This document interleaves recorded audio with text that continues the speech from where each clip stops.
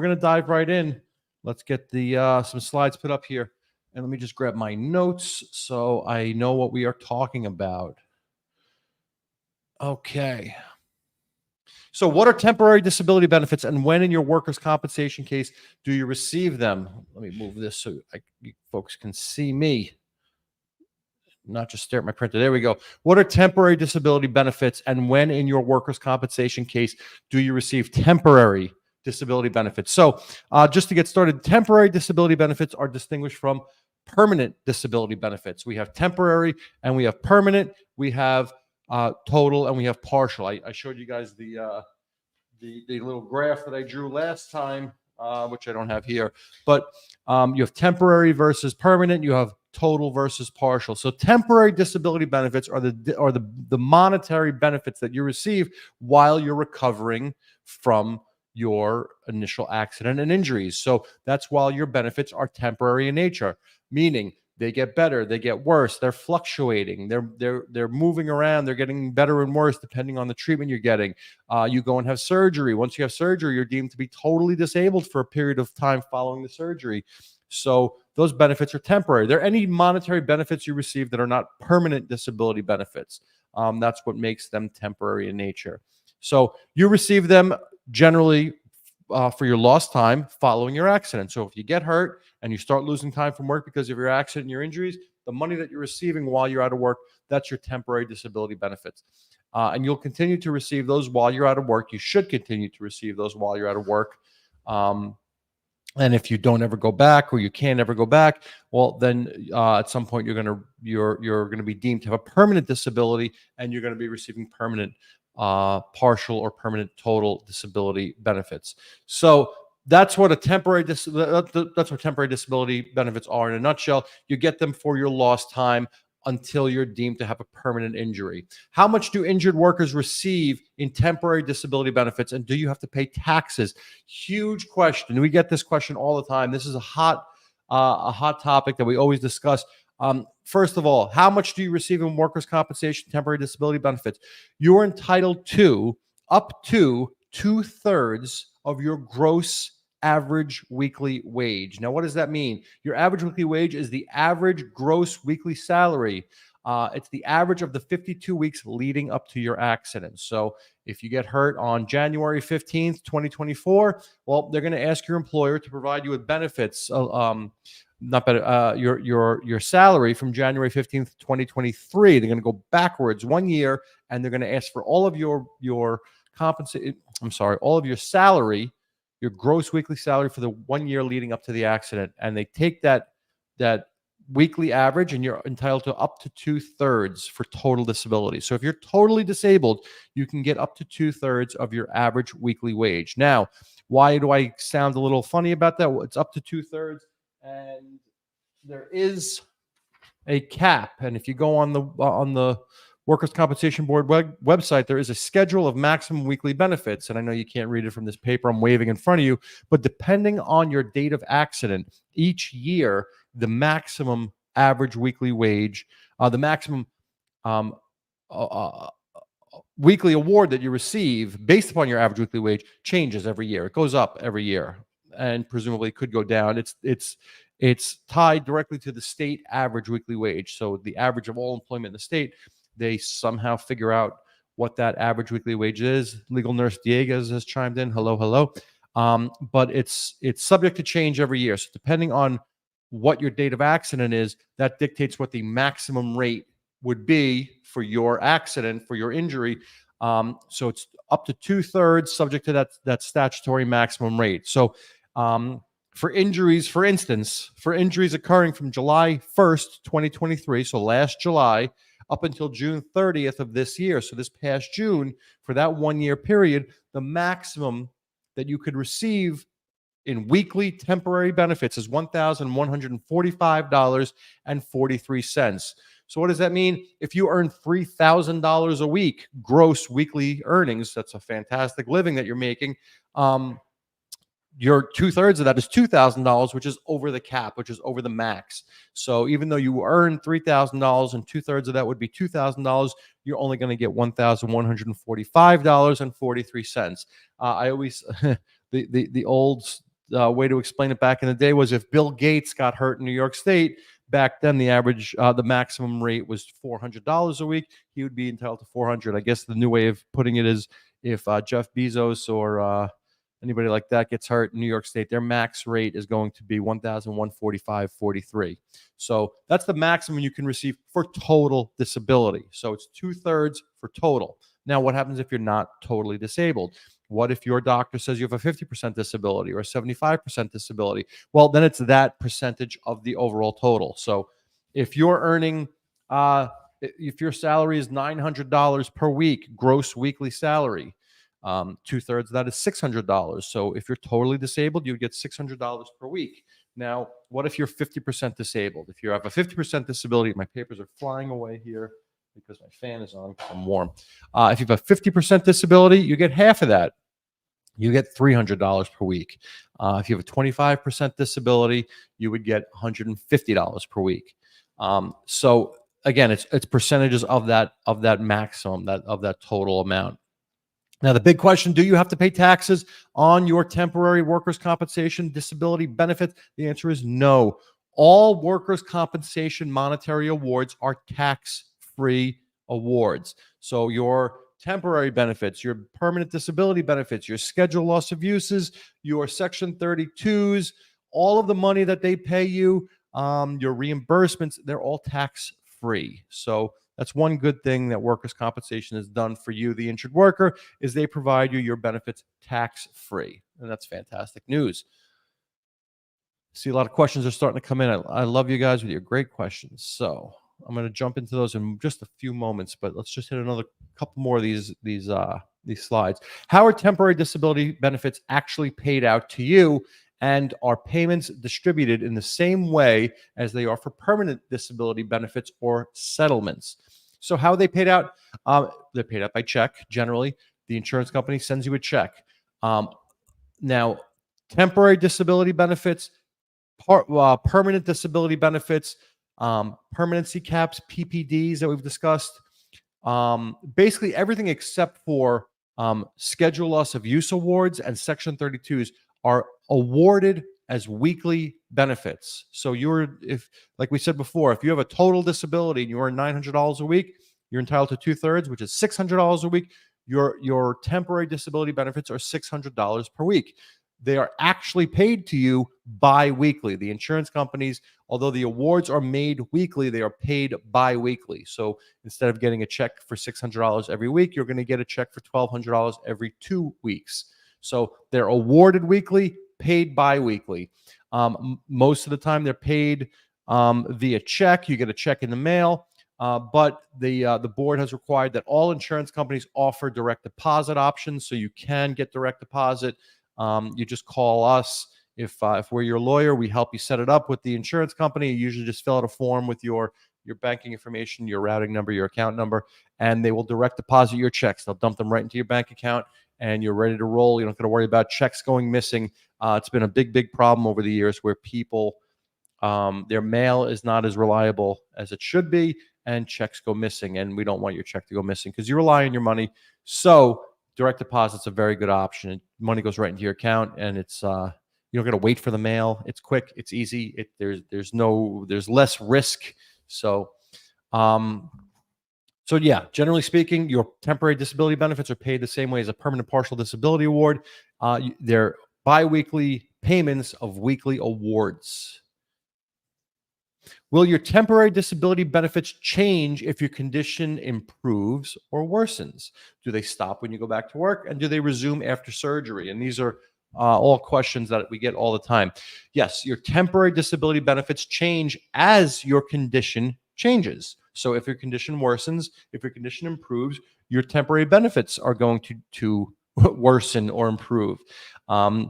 There's an inverse relationship, we call it. As your condition worsens, as your level of disability increases, the amount of your awards should increase by the same rate. If your condition improves, if you get better, if your doctors say that you no longer are totally disabled, if the judge takes testimony and rules that your level of disability has improved, then your benefits will go down by the same rate. So they're directly tied to one another.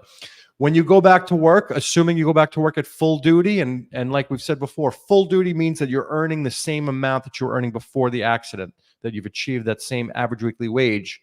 It has nothing to do with what you're actually doing. You could have 2 broken arms and 2 broken legs, and if your boss is paying you the same amount that you were earning before you got hurt to push a button with your nose like a parakeet, you're back at full duty. Sorry, even though you're in 2 casts, like, I don't know if you remember Sweet Chuck from Police Academy with that arm cast. You could be casted like that guy, but if you're earning the same amount as you were earning prior to the accident, you're back at full duty, and your benefits presumably would stop at that point. Your financial benefits, your temporary disability benefits would stop at that point because you're no longer temporarily disabled. Even though you're hurt, even though you need treatment, even though there's a lot going on that you need some time to recover from, if you're working at full capacity because your earnings are the same, in the eyes of the workers' compensation law, there is no temporary disability. Disability means wage earning capacity, ability to earn money. So your compensation benefits would stop. Your temporary disability would stop. Does that mean that you're out of luck? That's it. Case closed. Have a nice day. No. Your treatment is still open. You're still entitled to get all the treatment that you need under the Workers' Compensation Board medical treatment guidelines, under the law. And potentially, depending on what injuries you have, you might still be entitled to more money. So if you have, like we discussed in the past, schedulable injuries, arms, legs, hands, feet, fingers, toes, whether you lost a day from work, a week from work, a month from work, or nothing, and you could be the guy in 2 arm casts and you can't move and you're parakeeting that button. If you do have permanent injury to those body parts, those schedulable body parts, you could get money once you've reached maximum medical improvement, and then you have there's a scheduled loss of use evaluation. So don't despair, folks. You can get money. You know, it used to be, I used to go around doing a lot of speeches with different groups, churches, and things like that. People would ask me to come in and give speeches and talk about workers' compensation, and people had questions, and that was always the topic that was my attention grab, was you can get paid, you can get money even if you never miss a day from work. And that's because of the schedule loss of use. If you have a broken arm and you never miss a day from work, you're going to get money for the full value of that schedule because you never lost any time. So going back to work is not necessarily a bad thing, but your temporary disability benefits are tied directly to your work status and your earnings. Okay. All right. Are there any strings attached to your temporary disability benefits? And do you have to look for work, part-time or light duty? Do you have to continue to look for work if you're continuing to receive them? Okay, so the strings attached to your temporary disability payments, and this is why it's important to have a lawyer, because sometimes things might happen in court and you might not understand what happened, and that's going to have a huge impact on your obligations and your ability to I see my boy. And your ability to receive your benefits. And this is why it's very important to have a lawyer. And there's a lot of good lawyers out there. Dave Rosen's a good lawyer. I'm a good lawyer. There's a lot of good lawyers out there. So if your doctor has determined that you have a partial disability, if your case has been litigated on the issue of degree of disability, we call it degree of temporary disability, and it does happen. We try to avoid it because it's kind of senseless litigation sometimes, but sometimes we have to push it. Sometimes insurance companies have to push it. So if there's been some litigation and a judge has determined that you have a partial disability, a temporary partial disability, or if your doctor has determined that you have a temporary partial disability, then there are strings attached. You have to look for work within your restrictions. Usually the carrier has to request it, has to raise the issue, and a judge will direct it. There are times where the carrier doesn't raise it, and we don't have to do it until the issue has been raised. But generally speaking, if your doctor has found you to have a partial disability, or the judge has ruled that you have a partial disability, work search becomes a requirement. And you might have to do that. And if there are offers of light duty work from your employer, you have to sometimes play the game and see if that's something that you can do, if that's something that you and your doctor think you should try to do. So yes, there are strings attached sometimes when you have a partial disability, a temporary partial disability. Can you work and receive temporary disability benefits at the same time? So yes, if you're working light duty, and again, we're going to erase everything we've ever thought about light duty. Light duty in the workers' compensation world only means less money. Your injury has reduced your ability to earn what you were earning before you got hurt. So if you are working light duty, aka earning less money because you can't work your full job because of your injuries, then yes, you might be entitled to receive temporary disability benefits. We call them reduced earnings.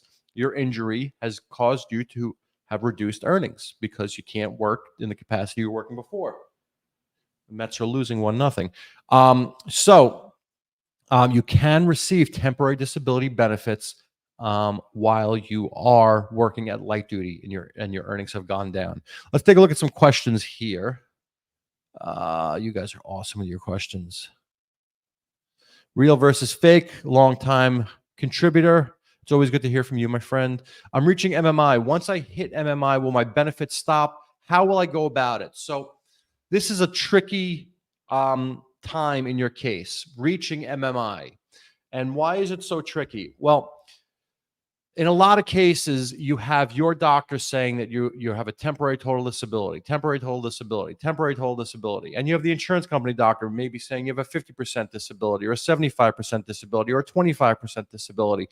And a case could run its course where every time you go to court and you have those differing medical opinions presented, you and the insurance company can work it out and say, look, your doctor is saying 100%, the insurance doctor is saying 50%. Let's keep paying the claimant at a 75% tentative rate, temporary rate, and let's just keep the case moving. Let's not litigate. Let's not stop everything and get into a whole, ordering depositions and taking testimony. Because what does that do? It costs the insurance company money. It takes a lot of time. It puts restrictions on everybody once a decision's made, and it's a temporary disability.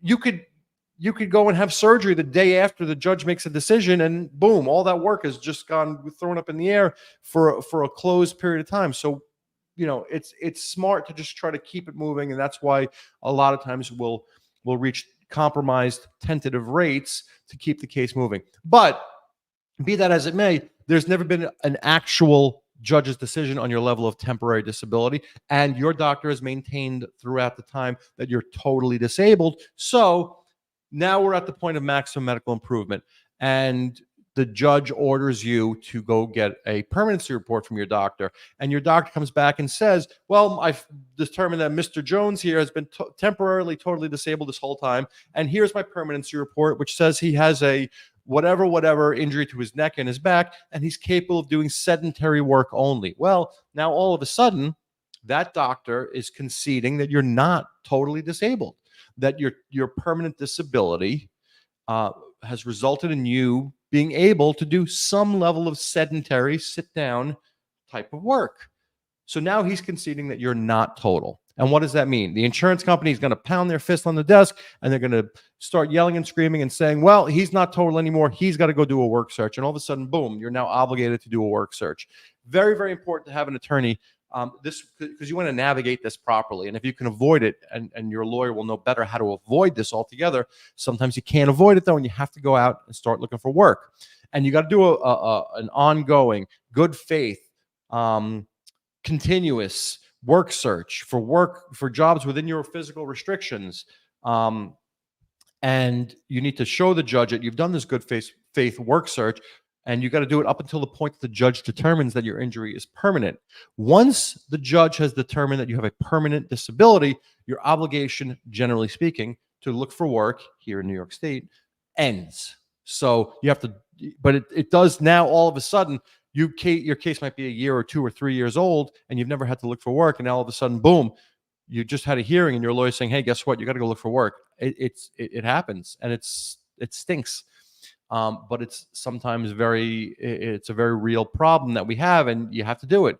Having a lawyer is very helpful. If I try to avoid it at all costs, because to be completely frank, it gives the judges a lot of discretion, and not all the judges are friends, and not all the decisions they make are ones that are going to benefit you. So if I can keep that away from them and keep you in money, that's what I want to do.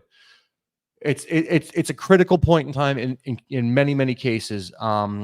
And I'm being as real as possible. That's why I'm not even cracking jokes right now. It's a critical time in a lot of cases, and you want to make sure that you have a very good lawyer who knows what's going on, when it's happening, and how to avoid it if possible. So, it's a fantastic question. You need to make sure that you're aware of when that MMI transition is going to happen, and if you can avoid that work search obligation, you want to do it. Real versus fake. I mean, I don't think I've ever droned on about a particular question as long as I just did there, because that was an awesome question, very important, and I want to make sure people are aware of that. Gold star for you, my friend, and thank you for a great question. Let's see here. Nicole Alvarez. My lawyer and the insurance agree in Section 19. What's going to happen if I need surgery? I don't know. I believe a Section 19 is a California thing. Nicole, correct me if I'm wrong. It's not a New York thing. Section 19, I know it's Section 18 is in New York. I don't know what Section 19 is. I really don't want to go get the book. I don't think I unpacked that box yet, to be completely honest with you. But I believe that's a California issue. Correct me if I'm wrong. Mike. Hello, Rex. I have a partial disability for my low back, 2 herniated discs, an SLU for knees, 35% of the right hip, 30% of the left ankle, 10%. Do they combine SLU and non-SLU? Thanks, Rex. Mike, you know, I hate to give out 2 gold stars so close in time, but that is a great one. So, yes and no. And what really comes down, the real deciding factor here is, are you working or are you not working? And if you're not working, are you going to be out for a while, or are you trying to get back to work soon? Why do we ask these questions? If you're working, if you have minimal lost time, no lost time, if you've gone back to work, if there's no huge, if you're back at work, let's just leave it at that. We're going schedules. We're going to figure out what your schedules are worth. We're going to try to maximize your schedule values and get you awards for your schedule loss. And we're going to try to lump in that neck and back and those other injuries as well, and possibly do a Section 32. We'll tell the insurance company, look, we have massive schedules here. We have 35% knees, 30% hips, 10% ankles. This is worth real money here. Hopefully you didn't receive so much in temporary disability benefits that it ate into those schedule. But we also have 2 herniated discs. Poor Mike J is going to need surgery in the future. Maybe we could do a Section 32 here and get this thing settled for a nice chunk of change. Mike is saying that his lower back is a 75% disability. That's a significant disability. So sometimes, and again, this is where you need to have a real conversation with your lawyer. Mike might tell his lawyer that, hey, the doctor says I'm going to need spinal fusion in the next 10 years. Okay, well, that's something that needs to be considered. Maybe we have to do an MSA, and maybe we have to get you some money to keep your medical open. Maybe we do an indemnity-only Section 32 and keep your medical open there. Maybe Mike is deathly afraid of going for surgery, and he says, I don't care if I'm going to die. I'm not getting surgery. So now your lawyer should use that to your advantage and try to cash in and get you the money that you might be entitled to, and get your case settled. By the same token, there are a lot of people that say, I want to keep my right to medical treatment open. I'm not ready to settle, and maybe settlement's not a good option. Now, these are all factors to consider if you're working. If you're working, we pursue schedules. If you're not working, well, then we're going to consider your permanent partial or permanent total disability. What is your overall level of disability here? And that's where the back, herniated discs, and things like that are going to come into play primarily. So the judge is going to reach a conclusion after the judge hears medical testimony on what your overall level of disability is for your back. And the judge is going to consider how much of your overall level of disability might increase for these schedulable sites, these huge schedules, 35 of a hip and 30 of knees and all these big schedules. And then the judge is going to consider your vocational background and sorry, I'm banging into the monitor there. And then the judge is going to consider your vocational background to reach a conclusion as to your LWEC. And I know we've discussed this before. What is LWEC? It's loss of wage earning capacity. And that's your overall permanent partial disability. If you have a 75% LWEC, well, then like we were discussing before, you get 75% of your total rate of compensation. So if we use the $900 person, the person who was earning $900 a week right before their accident, well, they're entitled to, for total disability, they get 2/3. They get 600. If they have a 75% disability, they get 75% of the 600. They get $450. So if the judge determines that you're out of work and it's cause-related lost time and you have a 75% loss of wage earning capacity, that $900 earner is going to get $450 a week for the next 400 weeks. And then your lawyer might want to take that and help you convert that into a Section 32. Maybe you want to get the weekly benefits. Maybe you want to keep medical open. Maybe you don't. Totally up to you. But these are real conversations to have with your lawyer. And now's the time to do it when these MMI permanency findings are starting to filter through. You're able to kind of have a clear picture of what you're looking at and what your options are, what the high end of a settlement might look like, what the low end of a settlement might look like. And now's the time to really go after it. And that's a great question. But to answer your question, yes, everything is considered if you're going for a permanent partial disability, if you're going for schedules because you're working, working versus non-working is the real deciding factor here on which way that goes. Great question. Karen, I just want to thank you. I just want to thank you for watching. Navigating workers' comp in Maryland. Back to work tomorrow. Congratulations. Your insight has helped me tremendously. Recovering from broken hip. Ooh, and feel positive moving. Broken hip. Man, that's one of those bad ones. I've seen a lot of people suffer a lot of injuries, bad ones over the years. Burns and broken ribs sound like they're probably the two most painful injuries. Hips are right up there. I feel for you, and I'm happy to hear that you're going back to work and you're doing well, Karen. Thank you for watching, and thank you for joining us, and thank you for the comment. I absolutely appreciate it. What we got here? I had a truck accident when I was working for a company. After 3 years, I accepted workers' compensation's offer, but now I received the documents to sign it. But out of the 3 injuries, the insurance company accepts only one and says that I should recover 2 weeks after my accident. My question is, if I sign this contract, would these lies affect the other claim with the insurance company? There's a lot of information missing there. I would need to look at your whole file there. Are we talking about a New York case or not? And it's funny. I was answering a bunch of questions that people posted on YouTube yesterday, and I almost feel bad that every single answer I give is this in New York or not in New York? Because as we know, every state is different. Every state has their own system. I do New York workers' compensation cases personally only. We do have a lot of relationships with firms throughout the country that do workers' comp in California, Massachusetts, Florida, New Jersey, Pennsylvania, you name it. We can help find you some assistance wherever you live. But I can only answer about New York cases. For this type of question, I would need a lot more information. I really need to sit down and go through your file with you. If you have a lawyer, have your lawyer do that. If you trust your lawyer, you like your lawyer, and you're at the settlement stage, call them up, make an appointment, sit down, and go over your case. We do it here all the time. Sometimes we get phone calls with questions about cases where I say, look, I don't want to blow you off and give you a quick telephone answer. Come on in, let's sit down, let's talk about it, let's go through things. I'm very big on, I'm a yellow pad guy and pen, and I write it all out and I show you what the numbers look like, and that's just the type of person that I am. So there's nothing wrong with calling your lawyer and making an appointment and having a sit down with them. This question popped up the other day. Are diabetes and high blood pressure and cholesterol consequential injuries? I'm not a doctor, and that would really be for your doctor to say. I imagine that if it's properly explained by a doctor that, you didn't have these conditions before, or they were controlled before, and then for some reason they became uncontrolled or they got worse. If the doctors can explain how, I don't see why they couldn't be consequential injuries. I can't recall seeing them on any of my cases. Maybe I really can't. But talk to your doctor. If your doctor feels that is a consequential injury, I don't see a reason why not.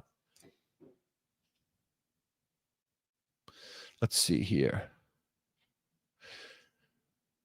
Mario, how you doing? Mario settled with workers' compensation section 32. I filed with a lawyer for an injury claim, which was a different lawyer for my workers' compensation lawyer. What are the pros and cons? So I think you're talking about having a personal injury case, a lawsuit, and your workers' compensation case. That happens all the time when you have two different lawyers. I'd say more often than not, people have two different lawyers. It's rare that one lawyer handles everything. Just that's what we work with, a lot of firms that we know, and we have a nice comfort level where we know who to call if we need medical, we know who to call if we need a settlement letter, and so oftentimes there's two different firms working the different aspects of your case, because also law firms like to focus on their areas of practice on certain things. I like doing workers' comp. I don't like personal injury, so that's why I don't do it, and I'd rather let somebody else do it because they are better at it and they enjoy it, and that's what they do. I like doing the workers' comp. It's what makes me happy. Mike J. So just to go back to your question from before, Mike was asking about scheduled cases and non-scheduled cases, and I said the big question is, are you working? And Mike is saying, I'm working with no lost time.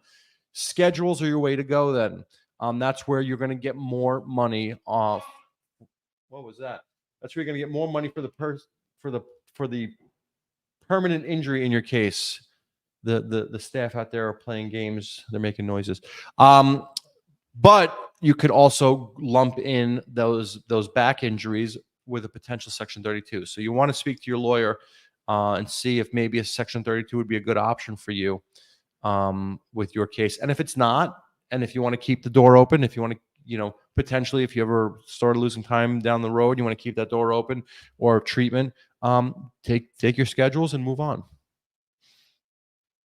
Real versus fake had the great question before. Thank you. You're welcome. And thank you for the great question. Mr. Rex, does the law department settle cases? Why not?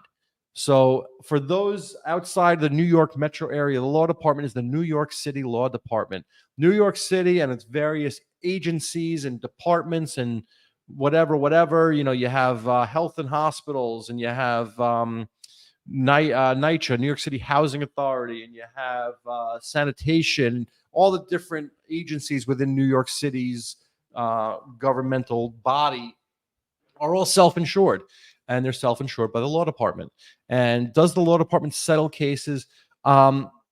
Yes and no. You can work out schedules with the law department. They do them slightly differently. If we're going to stipulate to a schedule, we don't use the same forms. We use some slightly different forms that the law department requires. But generally speaking, the law department does not do Section 32 settlements on cases where you have a permanent partial disability. Excuse me. They just let the cap run its course, so they don't really work out Section 32s. Unfortunately. And it's a real bummer, because sometimes you have a case that's just ripe for it. Sometimes cases have weird issues, convoluted issues where the litigation kind of outweighs what the value of the actual award would be, and you're gonna litigate yourself to death for a couple bucks, where you could just say, under normal circumstances with an AIG or a New York State Insurance Fund or Liberty Mutual, you work it out and you move on. The city sometimes doesn't give us that opportunity, and you got to litigate things. But they're not bad people. They're in it like the rest of us to try to get you what you're entitled to under the law. And but yeah, Section 32s don't happen with the city, but you can stipulate, and you can stipulate to LWECs and PPDs and schedules, SLUs. So those are settlements. Okay. James Tucker, never been on these meds until after I stopped working, waiting on total knee replacement. Well, if you're waiting on total knee replacement and you're running at 21%, that would, I don't know what the 21% is really getting at, because you're not at MMI, you're not at maximum medical improvement yet, and you're still temporarily disabled. A lot of great questions. You guys are awesome today. How much negotiation will it take? A lot. How much negotiation will it take to get a settlement? My lawyer sent a demand letter 2 weeks ago. The insurance company responded with a low offer, and now we responded with a higher demand to counter. Well, how much negotiation will it take? That's an impossible question to answer. Like I've said in the past, I've negotiated settlements in one phone call. and I've also have cases that are sitting here literally covered in a layer of dust because it's just, to hear back from certain insurance companies and certain adjusters, you can drop dead before it happens. So it's impossible to answer that question. But what I would say is it certainly sounds like you're on the path because your lawyer sent letters and you're corresponding. You're in it. You're negotiating. So hopefully, wise words. You're going to see the light at the end of the tunnel soon. Since your lawyer and their carriers are corresponding, you should get some answers, and I hope you do. What do we got here? Taz, lawyers do depositions on treating doctors to see how or what future treatments the injured worker will be needing for the future. Or you guys just go by what the doctor writes on the record as treatment. So I'm not, you're asking about what future treatment might be necessary. So oftentimes we don't really litigate those issues unless we're litigating the need for surgery. If the doctor's saying, I'm recommending this surgery and they're saying no, and you're saying yes, we're litigating the need for that particular surgery. When it comes to what your future treatments what future treatment you might need down the road, that's more of an MSA question. That's a future medical question.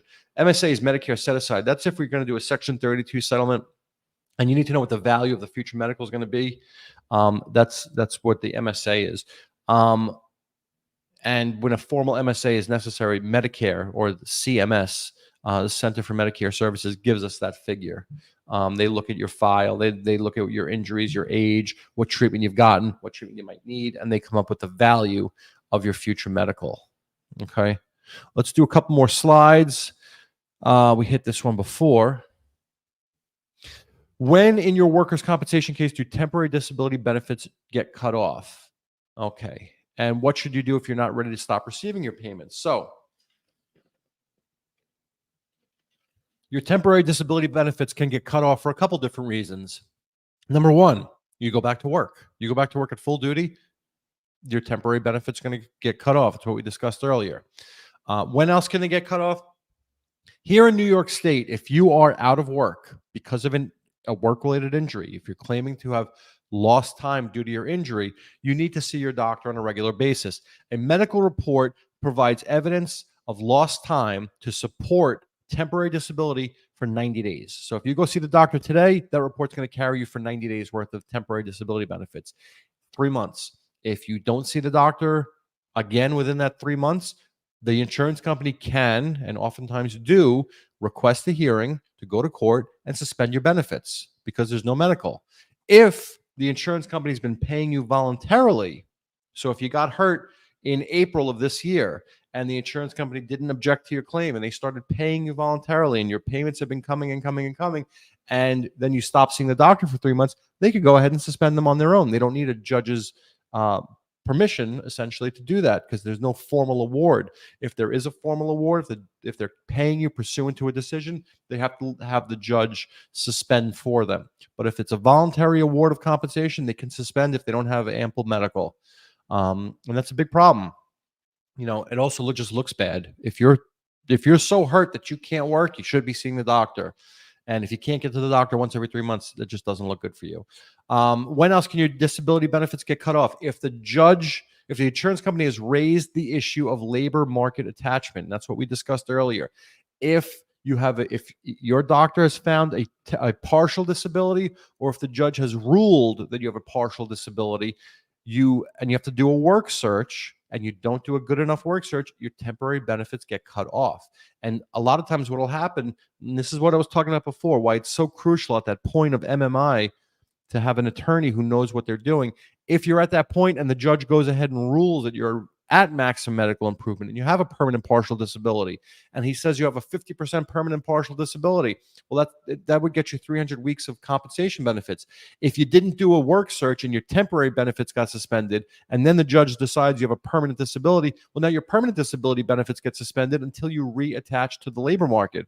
So now you're entitled to 300 weeks of benefits, and each week that passes that you don't look for work is one less week of permanent disability awards that you're going to lose. So you need to go and do your work search, and you need to do it properly, and you need to have a lawyer explain to you exactly what it is you need to do. And that's why it's so important to have a lawyer, and that's why I do that. 212-406-8989. All right.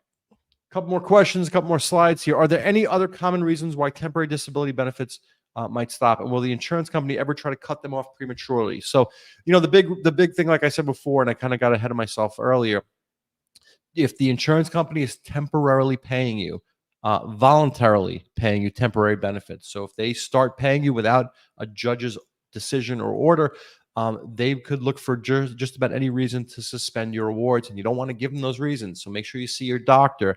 Make sure you're honest about pre-existing conditions and injuries.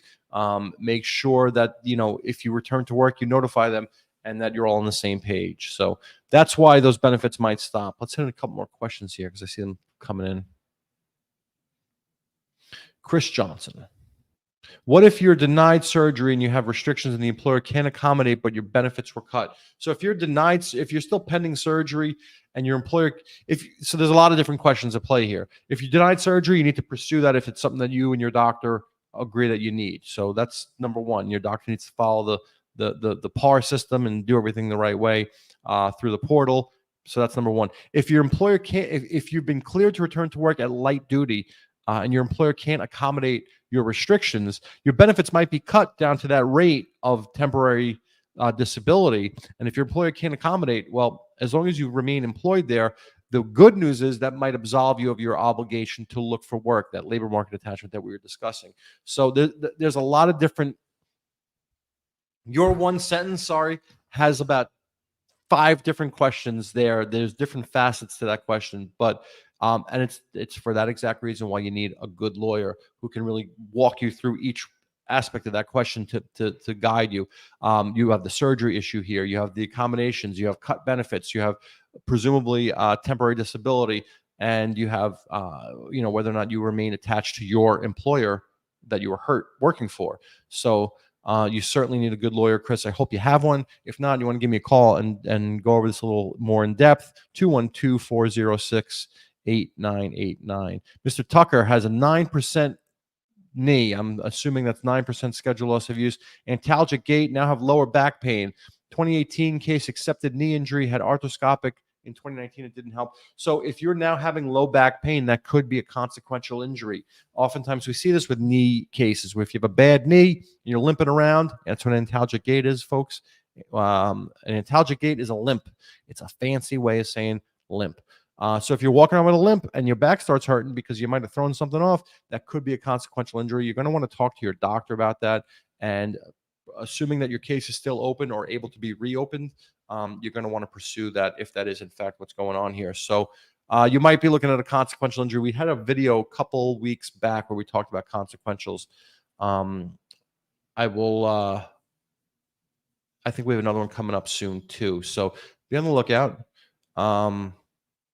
Yeah, consequential is what you're looking at. Jetwing has been very patient.